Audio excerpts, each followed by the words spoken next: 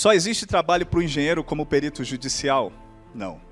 Judicial atende a palavra judicial, judiciário. Extrajudicial, condomínio, escritório de advocacia, empresas, tá?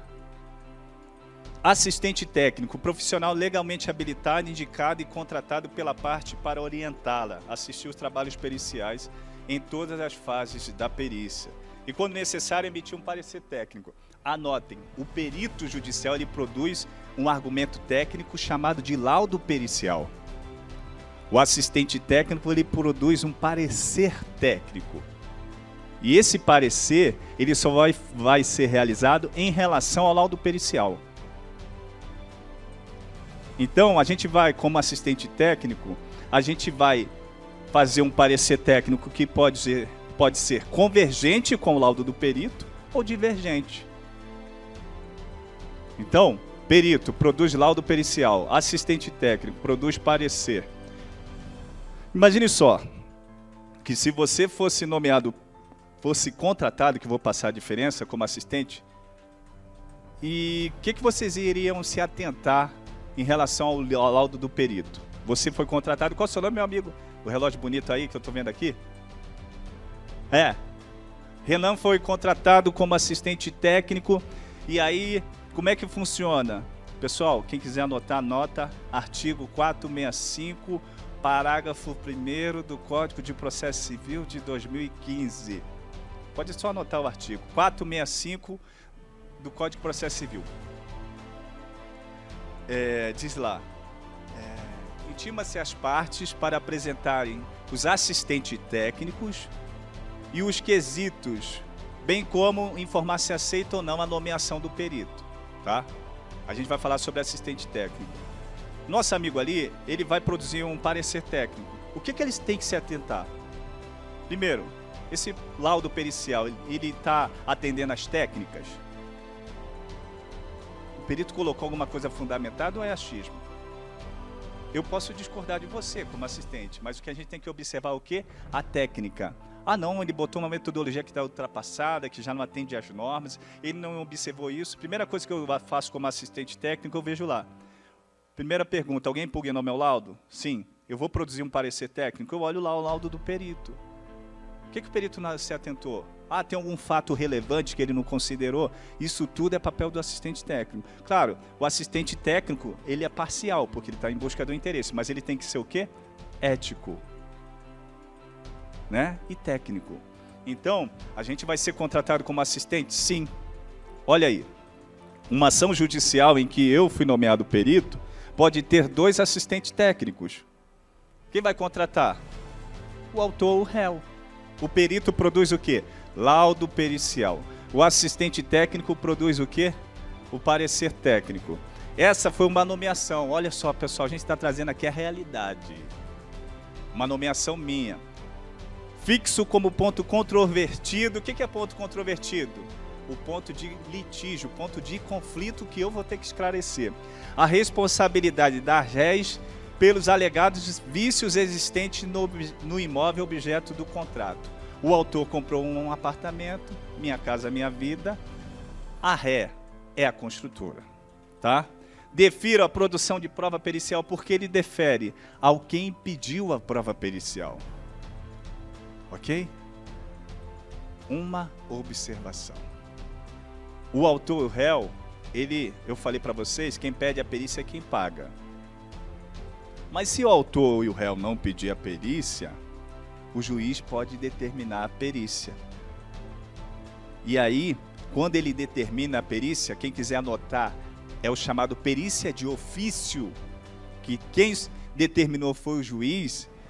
O valor, o juiz já está no Código de Processo Civil, que esse valor será rateado entre as partes.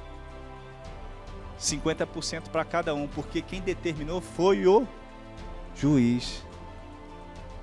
Então, muitas vezes, a nossa colega lá que trabalha na parte de infraestrutura, você está no processo como perita, que tem a concessionária e tenha lá um autor que é dono de um terreno próximo à concessionária, numa área não edificante. Aí, o autor que é da concessionária não pediu perícia, nem o dono do terreno.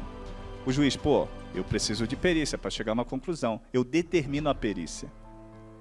Aí, o valor que o perito apresentar e o que o juiz fixar vai ser rateado 50% para cada um. Agora, claro, se uma das partes não tem condição de pagar, a outra parte vai pagar só de 50%. Beleza? Aqui o juiz fala, ó, defira a produção de prova pericial de engenharia e nomeia Cássio Silva dos Santos, intima-se o mesmo para aceitação de encargo e proposta de honorários no prazo de 5 dias. O Código de Processo Civil, artigo 465, parágrafo 2º, diz que o perito, ciente da sua nomeação, deverá apresentar a proposta de honorários, o currículo simplificado e os seus contatos no prazo de 5 dias úteis. Mas, claro, isso está em úteis. Mas, professor, passei dos 5 dias, vai ser nomeado outro? Não, não é bem assim não. Isso que fala a lei, sabe? Esse é o norte. Na prática tem coisas diferentes disso, tá? E aí o que ele fala? Venha os quesitos. Quem vai fazer os quesitos? Quesitos são perguntas, são questionamentos que o assistente técnico vai fazer para o perito responder. Exemplo, nesse caso aí de vícios construtivos, eu sou assistente técnico do autor. Eu fui contratado pelo autor para acompanhar aquela perícia, acompanhar o perito. Vocês acham qual seria uma pergunta interessante como assistente técnico do autor, da parte que comprou o imóvel, que possa elucidar, esclarecer as manifestações, por exemplo, o dano no imóvel do meu cliente. Exemplo, eu sou assistente técnico do autor. A doutora aqui foi nomeada como perita. Eu sou assistente técnico do autor que comprou o imóvel, que está com infiltração, umidade, rachaduras, fissuras. Qual a pergunta importante como assistente técnico? Isso a gente faz através de uma petição e o advogado junta no processo. Queira a perita informar se durante a vistoria pericial foram constatadas manifestações patológicas. Eu já sei que sim. Infiltração, umidade ascendente, tal. Segunda pergunta para a perita. Queira a perita informar se essas manifestações são provenientes de falhas construtivas ou de ausência de manutenção de responsabilidade do autor. Eu já fui lá, sabia que são falhas construtivas. Isso tudo vai favorecer o quê? Meu cliente, que é o autor. Agora eu vou pular para outra parte. Eu sou o assistente técnico da construtora. Quem acha aí uma pergunta interessante que poderia ser feita? Como assistente técnico da construtora, defendendo a construtora.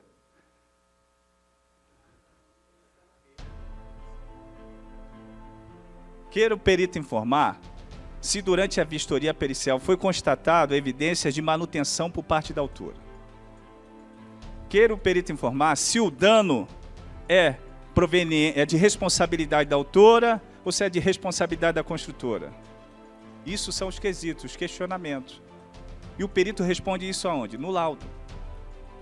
Então, quanto maior a quantidade de quesito, maior é o trabalho do perito e, consequente, maior é o honorário.